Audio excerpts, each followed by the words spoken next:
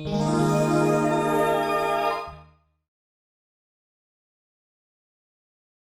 this section, we will learn the main research methods so as to consolidate the collection of data, documents and information.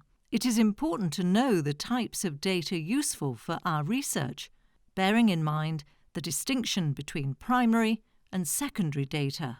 Primary data are those pieces of information collected first-hand by the researcher, such as through observing, recording, measuring, inspecting people, objects or events. The person who organises a survey or an interview, for example, produces primary data.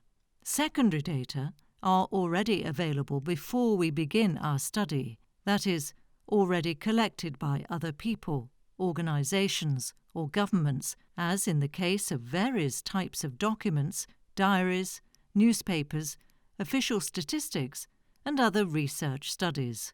This category also includes open data, published by governments, and statistical data. Every research study needs secondary data. In part, you are already collecting and analysing them to make your research more thorough. There are different types. A research report can be a very useful secondary data source. We find research reports of this type very often for each sector or subject. Another example is academic research, which is conducted mainly by universities or research centres and published in scientific journals or as the outcome of a conference. A very simple way to search for them is to use the Google Scholar search engine. If we are studying a territory, historical documents may sometimes provide us with surprising information and data, such as the original design of a cultural asset. This type of secondary data can be found in libraries, public and private archives, and museums. Looking at the past can be very interesting. On any given topic, you can find many commentaries, articles, opinions and reviews, especially through online blogs and magazines. They provide unofficial information which is useful for eliciting details that are often not found in official documents. Always compare the different sources.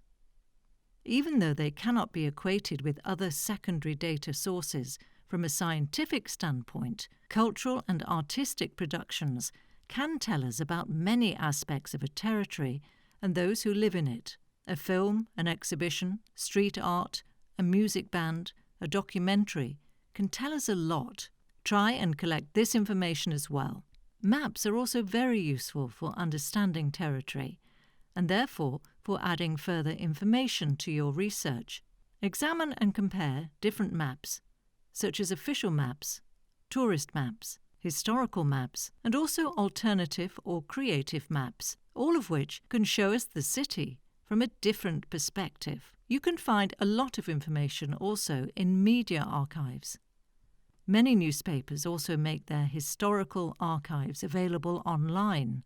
Otherwise, you can consult the newspaper archives in your own libraries. Remember that you can find a lot of interesting information from administrative or issued reports of various organisations, financial statements, organisation charts, press releases, news. And then there is so much more. Websites, online data archives, resolutions, calls, etc.